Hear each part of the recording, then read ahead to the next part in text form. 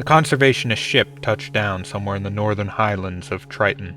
The expanding sun was beginning to warm Triton's long, frigid surface, but here, only a dozen or so kilometers from the moon's north pole, it was as cold as ever. The conservationist slipped into her spacesuit and headed out onto the surface. Although it was night, Neptune still cast a low blue glow across the icy landscape. Up ahead she could see a glass dome enclosing the ruins of a once great city. She knew the last human was inside. The conservationist entered through a surprisingly still functional airlock and stepped through into the ancient city. 1,000 years before, this would have been a bustling outpost for the outer solar system, but it had entirely depopulated in the century leading up to Triton's impending doom. Now the city was in a state of total decay. Old reservoirs, burst open by the now stronger pull of Neptune's gravity, had created miniature glaciers which crushed storefronts and toppled skyscrapers.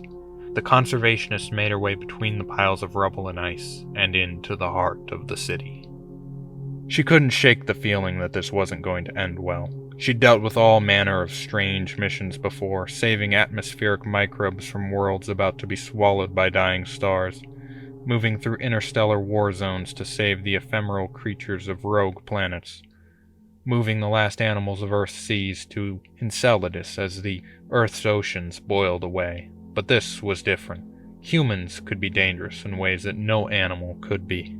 Then she froze. Several hundred meters ahead, she saw a shadowy figure emerge atop the rubble of a long-abandoned spaceport. That must be the last human. The conservationist crouched down and began moving slowly toward the figure. If she could just get within 50 meters of him. She noticed the cloaked men too late. As she spun around, she was met with the familiar electric buzz of a stun gun. Only this time it was directed at her. The conservationist's consciousness slipped away as the cloaked figures moved in.